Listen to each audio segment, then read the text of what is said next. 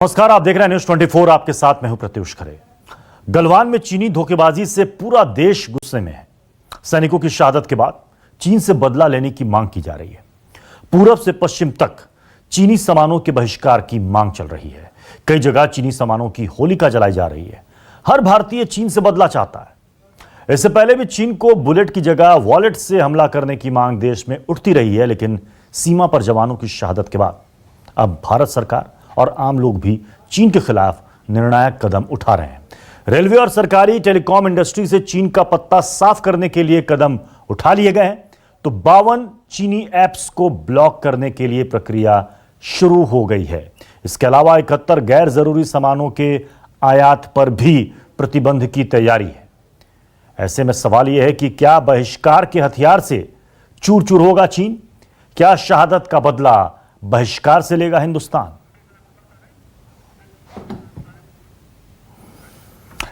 इसी पर हम चर्चा करेंगे। हमारे साथ 4 खास मेहमान जुड़ रहे हैं। हमारे साथ हैं सतीश बंसल जी, जो कि चेयरमैन हैं दिल्ली व्यापार संगठन के, प्रवीण खंडेलवाल जी, जो कि जनरल सेक्रेटरी हैं CAIT यानी confederation of all India traders के, और हमारे साथ अश्विनी महाजन जी, जो कि नेशनल को कन्वेनर है स्वदेशी जागरण मंच के, वो हमारे साथ जुड़ चुके हैं। VK मिश्रा साहब, जो कि वाइस प्रेसिडेंट है इंडिया चाइना ट्रेड सेंटर के, वो भी हमारे साथ इस वक्त जुड़ चुके हैं। मैं सबसे पहले सतीश बंसल जी, मैं आपके पास आ रहा हूं। ये चीन के साथ व्यापार और चीन के सामानों का बहिष्कार, ऐसा नहीं कि ये मांग आज की नई मांग है, ये पुरानी मांग है, लेकिन अब तक हम इसको कितना कंट्रोल कर पाए, या किन चीजों को हमने कहा कि ये हमारे यहां भी बनता है, ये इसके लिए हम निर्भरता चीन पर छोड़ देंगे? देखिए, सबसे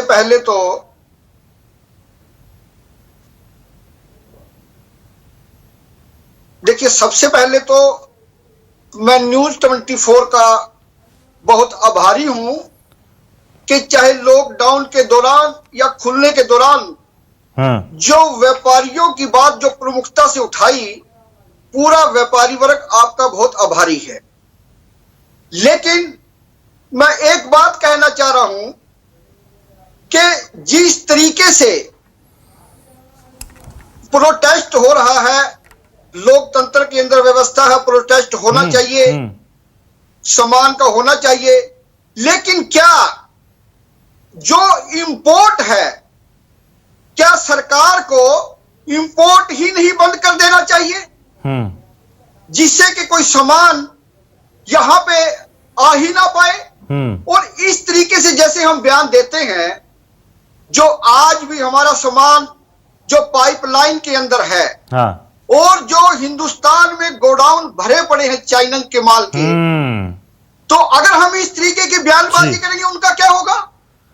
तो यानी आप ये कह रहे हैं कि व्यापारियों ने जो चीनी सामान मंगाए हैं या फिर मंगा रहे हैं, पाइपलाइन में है, जो कि चल चुके आने वाले हैं, उनका क्या होगा? वो भारी घाटे में रहेंगे। अश्विनी महाजन जी, क्या यह संभव है? क्या देखिए, यह मांग स्वदेशी जागरण मंच ये कई सालों से करता आ रहा है कि हमें चीनी वस्तुओं का बहिष्कार करना चाहिए, हमें स्वदेशी चीजों को अपनाना चाहिए। डोकलाम के समय में भी ऐसी ही भावना लोगों में अंदर उद्वेलित हुई थी, सड़कों पर भी नजर आई थी। डोकलाम से लेकर गलवान तक यह मामला चला गया, लेकिन कितना बदला? कितने लोगों ने अपनी आदत में बदलाव किया? जी देखिए, 2017 से हमारा ये आंदोलन चल रहा है।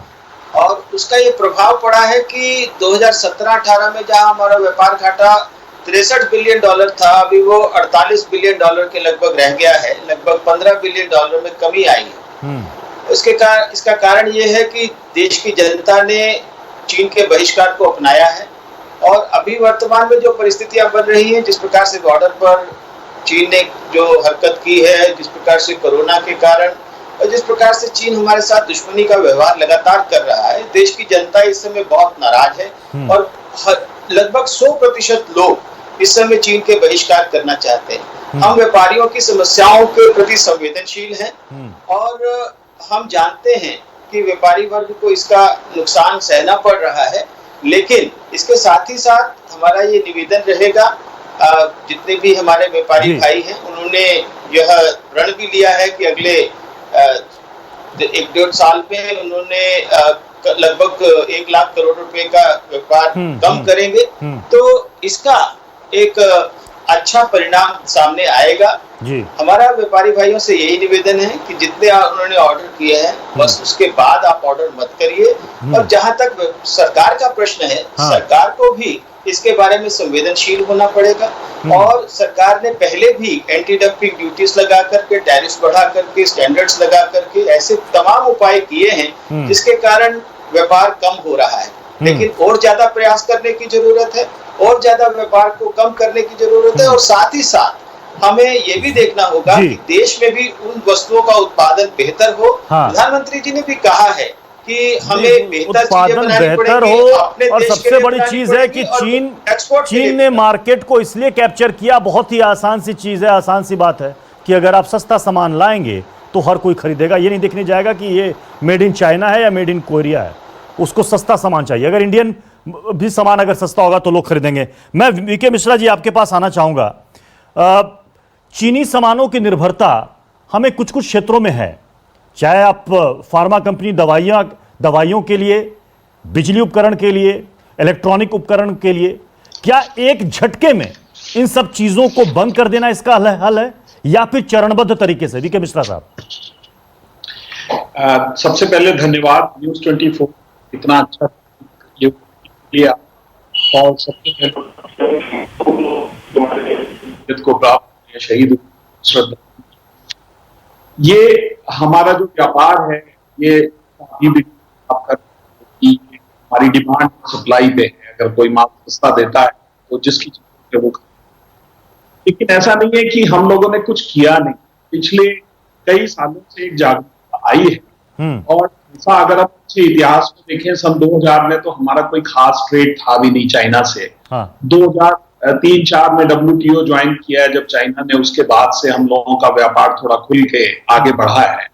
तो जो हमारा मैक्सिमम डेफिसिट हुआ चाइना के साथ, वो हमारे कॉमर्स मिनिस्ट्री के डाटा के हिसाब से $53 बिलियन था 17-18 में जो था। उसके बाद एक इमीडिएट बहुत कोशिश दोनों तरफ हम लोगों ने इतने नंबर ऑफ डायलॉग्स किए हैं चाइना के साथ कि हमारे एक्सपोर्ट के लिए मार्केट खुले। और साथ में उनका जो इंपोर्ट है वो हमारे मेक इन इंडिया प्रोग्राम में यहाँ पे फैक्ट्रीज लगा के, अगर वो कुछ करना चाहते हैं तो टेक्नोलॉजी लाएं, मशीन लाएं और यहाँ पे मेक इन इंडिया का फायदा उठाएं। तो उसमें हम लोगों ने काफी प्रगति की है। और मैं एक एग्जाम्पल दूंगा, अपने इलेक्ट्रॉनिक सबसे ज्यादा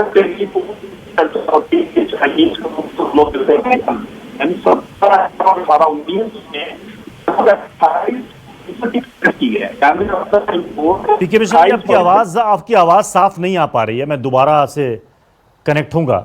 हाँ, एक बार बोलिए, हो सकता है साफ आए भी आवाज। हाँ, ये हमारी जो इंपोर्ट है सबसे ज्यादा इलेक्ट्रॉनिक आइटम की है। चाइना के साथ। इस पे हम लोगों ने बहुत कोशिश करके प्रगति की और पिछले 1 साल में लगभग 28% कम किया इंपोर्ट। एक साइन है कि हमारी जो कोशिश है सरकार और इंडस्ट्री की मिलके। लेकिन एक हकीकत ये भी है वीके मिश्रा जी कि जितना सामान हम चीन को बेच नहीं पाते उससे 4 गुना सामान तो हमारे यहाँ खपा देता है वो। ये बड़ा अच्छा सवाल है। इसको हम 2 तरीके से देखें। एक कि हमारे भारत में जो भी चीज हम एक्सपोर्ट कर पाते हैं या जो बनाते हैं वो खाली चाइना के लिए नहीं, पूरे विश्व के लिए जी। उसको हमें अपने एक्सपोर्ट बास्केट को बढ़ाना है। ये बहुत सालों से बात हो रही है। पिछले 2 दशक से हमारी कोशिश हो रही है कि हमारी एक्सपोर्ट बास्केट बढ़े। हम जो एग्रीकल्चर प्रोड्यूस एक्सपोर्ट करते हैं उसको प्रोसेस करके करें, वैल्यू एडेड करके करें। हम जो रॉ मटेरियल एक्सपोर्ट करते हैं, चाहे स्टील करते हैं या फेरोलॉयज करते हैं, उसको यहाँ वैल्यूएशन यहाँ करके करें।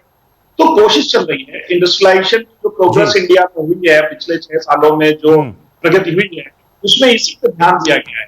और न केवल हमने अपना आयरन स्टील, जैसे हमारी गाड़ी बनाने के लिए हमको स्पेशल स्टील चाहिए होता है, इस तरह के जो स्टील हम इंपोर्ट करते हैं, तो उसमें भी हमने 12% की प्रोग्रेस की, यानी कम इंपोर्ट किया। कंजम्पशन हमारा बढ़ा है या उतना ही है, हमारा ठीक है। प्रवीण खंडेलवाल जी, कैट ने तय किया है कि जो कमोडिटीज है उसमें 450 से अधिक कैटेगरी बनाई जाए। 3000 वस्तुओं को उसमें रखा गया है फिलहाल एक सूची में, कि जिस पर हम चीन की निर्भरता को हम कम कर पाए। कैसे हो पाएगा प्रवीण खंडेलवाल जी? देखिए, पहले हमको ये समझना होगा कि चाइना से हम क्या इंपोर्ट करते हैं। चाइना से हम 4 वर्टिकल में इंपोर्ट करते हैं। एक फिनिश्ड प्रोडक्ट, दूसरा रॉ मटेरियल, तीसरा स्पेयर पार्ट्स और चौथा टेक्नोलॉजी ड्रिवन प्रोडक्ट्स। हमने देखिए, अगर हम ये कहें कि सारा चाइना का बहिष्कार एक दिन में हो जाएगा, तो वो बहिष्कार कभी भी होने वाला नहीं है। हमने इस बात को देखते हुए पहले चरण में ये तय किया है कि फिनिश्ड प्रोडक्ट के 3000 ऐसे उत्पाद हैं जिनको हमने आइडेंटिफाई किया है, वो चाइना से इंपोर्ट होते हैं, लेकिन हिंदुस्तान में वो सारे प्रोडक्ट पहले से बन रहे हैं और आज से नहीं, लगभग 10-15 वर्षों से बन रहे हैं। जो प्रोडक्ट अवेलेबल है, जो विकल्प हमारे पास में उपलब्ध है, उसका बायकॉट करना आसान काम है जी। इस बात को ध्यान में रखते हुए हमने जो सूची जारी की है, वो सूची में यदि आप देखेंगे तो उसमें खिलौने हैं, उसके अंदर एफएमसीजी के प्रोडक्ट हैं, कंज्यूमर ड्यूरेबल्स है, खाद्यान्न है, अपहोल्स्ट्री है, टॉयलेट के सामान है, ऐसे सामान है जो रोजमर्रा की जिंदगी में यूज होते हैं। अगर हम, क्योंकि हमारे पास में ऑल्टरनेट अवेलेबल है, इसलिए हम उसके बहिष्कार को लेकिन प्रवीण जी ये बहिष्कार कैसे संभव हो पाएगा? ठीक है, चलिए मान लीजिए कि दवाओं के लिए हम उन पर निर्भर हैं कि वहां से उनके लिए फार्मा से जुड़ी हुई चीजें रॉ मटेरियल के तौर पर आती हैं, ठीक है, लेकिन जो चीजें हमारे यहाँ बनती हैं, ऐसा नहीं कि खिलौने सिर्फ चीनी बनाता हम नहीं बनाते हैं, खिलौने हम भी बनाते हैं, कपड़े हम भी बनाते हैं, लेकिन ऐसा क्या है कि इन सब के बावजूद चीन हर घर तक पहुंच चुका है? देखिए, मैं आपको बताता हूं, चाइना ने वर्ष 2000 में यह तय किया कि एक सोची समझी साजिश के तहत हिंदुस्तान के बाजार पर उसको कब्जा करना है। 2001 में चाइना का जो एक्सपोर्ट था इंडिया में, वो $2 बिलियन का था। आज 20 साल बाद वो $70 बिलियन का है। इसका मतलब 3500% की इंक्रीज चाइना के एक्सपोर्ट में हुई है हिंदुस्तान के लिए। और चाइना ने पहले दिन से एक नैरेटिव गढ़ा हमारे कंज्यूमर्स को ये बताने के लिए कि चाइना का प्रोडक्ट सस्ता है, इसलिए आप इसको खरीदो। लेकिन यहां पर हमें ये समझना पड़ेगा कि चाइना के जो प्रोडक्ट है जो हिंदुस्तान के अंदर आते हैं, वो यूज एंड थ्रो क्वालिटी के होते हैं। और चाइना के किसी भी प्रोडक्ट के साथ किसी भी किस्म की कोई गारंटी नहीं होती है। लेकिन फिर भी जो भारतीय जनमानस है, इसको एक्सेप्ट करने में कोई गुरेज नहीं होना चाहिए। वो यूज एंड थ्रो, उसको सस्ता सामान मिलेगा, यूज एंड थ्रो वो इस्तेमाल करेगा और फेंक देगा। वो नहीं देखेगा कि इसके कितनी गारंटी मिल रही है, नहीं मिल रही है, चला नहीं तो चला नहीं चला, फिर भी वो उसको खरीदता है, क्योंकि वो देखता है कि इंडियन प्रोडक्ट जो है उसके मुकाबले काफी महंगा है। अगर वो भी सस्ता हो जाए तो क्यों वो चाइनीज वस्तुओं को हाथ लगाए। 5 की पंचायत में चर्चा में हम आगे बढ़े उससे पहले एक बड़ी खबर आपको बता दें। गलवान घाटी से कोई भी भारतीय सैनिक लापता नहीं है। सेना की तरफ से यह खबर आई है। न्यूयॉर्क टाइम्स की खबर का भारतीय सेना ने खंडन किया है कि कोई भी सैनिक गलवान घाटी में गायब नहीं है। चलिए वापस हम अपने चर्चा की रुख करते हैं। बात हो रही है कि क्या चीनी सामान के बहिष्कार से चीन को हम चूर चूर कर पाएंगे। मैं वीके मिश्रा जी आपसे समझना चाहूंगा, देखिए स्मार्टफोन जिसका इस्तेमाल हम आप सभी करते हैं, 2 लाख करोड़ का मार्केट साइज है और 72% कंपनियां इसमें चीनी कंपनियां हैं। अब इन सब चीजों को धीरे धीरे हम कैसे हटा पाएंगे? एक झटके में तो हटा पाना मुश्किल नहीं है। हर चीज पर कहीं ना कहीं निर्भरता तो है। जो बात यहां पर प्रवीण खंडेलवाल साहब ने कहा कि बहुत सारे सामान हमारे यहां बनते हैं, स्टार्टअप की बात कर ली जाए, $5 अरब से ज्यादा का निवेश चीन ने लॉन्ग टर्म गेन को सोचते हुए यहां पर कर रखा है। कैसे इन सब चीजों को हम तोड़ पाएंगे, इस चक्रव्यूह को, वीके मिश्रा साहब? देखिए, ये आपने बहुत अच्छा लास्ट में जो स्टार्टअप का नाम लिया है, ये बहुत एक जिम्मेदारी वाली बात हुई है। आज $5 बिलियन $6 बिलियन पैसा आया है इंडिया में, जो इंडिया जितने भी स्टार्टअप बिग बास्केट ओयो करें, पेटीएम मॉल करें, पेटीएम की बात, इन सब में लगा। हमारे यूनिकॉर्न बने हैं इंडिया में, यानी जो $1 बिलियन से ज्यादा की वैल्यू स्टार्टअप बने हुए, तो 16 में चाइना ने इन्वेस्ट किया है मेजॉरली, जिससे हम ये गेन कर रहे हैं। और इसके दूसरा एक तो भी चर्चा में आया नहीं है, वो है हमारा जो फार्मास्यूटिकल का रॉ मटेरियल आता है चाइना से, यानी हम जितनी जरूरी दवाइयां रोजमर्रा में इस्तेमाल करते हैं, उसका रॉ मटेरियल लगभग $8 बिलियन का चाइना से आता है। और अभी लॉकडाउन में जो समस्या आई थी वो इसी की आई थी, इस पे एक स्पेशल कोशिश की गई और कोविड आइटम्स तो आए हमारे यहाँ, लेकिन इसको एक बहुत अच्छे से सामंजस्य बिठा के और अश्विनी रॉ मटेरियल को फटाफट लाया गया। ठीक है, तो अगर जी सर, मेरे पास समय की कमी, मैं अश्विनी महाजन जी का रुख करूंगा। अश्विनी महाजन जी, हमारे यहाँ उद्योग, हमारे यहाँ परिश्रमी, हमारे यहाँ स्किल्ड लेबर, किसी की कमी नहीं है। कमी कहां पर है जिसमें चाइना हमसे आगे निकल जाता है? अश्विनी महाजन जी, मैं चाहूंगा संक्षेप में जवाब दें। देखिए, हमारी पिछली सरकारों ने इस बात पर ध्यान नहीं दिया कि चीन पर हमारी निर्भरता बढ़ती जा रही है। एक तरफ जब हम PSLV बना सकते हैं, एटम बम बना सकते हैं, मिसाइल बना सकते हैं, सॉफ्टवेयर बना सकते हैं, तो क्या हम मोबाइल फोन नहीं बना सकते? सरकारों की तरफ से कमी रही और ये टैरिफ लगातार घटाते गए, इसके कारण हमारी जो कैपेसिटी थी उसका फुल यूटिलाइजेशन नहीं हुआ और नई कैपेसिटी जनरेट नहीं हुई। आप बार बार API का एग्जाम्पल आता है, मैं आपको बताऊं कि 90% API हम बनाया करते थे, हमारी प्रोडक्टिव कैपेसिटी थी, और 10% हम इंपोर्ट करते थे। ये इतिहास है 12-13 साल पहले का। चीन ने इतना सस्ता माल यहाँ पर डंप करना शुरू किया, आधी कीमत पर, 1/4 कीमत पर, कि हमारी सारी API इंडस्ट्री खत्म हो गई। हमारी जो इलेक्ट्रॉनिक इंडस्ट्री पनप ही नहीं पाई, टेलीकॉम इंडस्ट्री पनप ही नहीं पाई।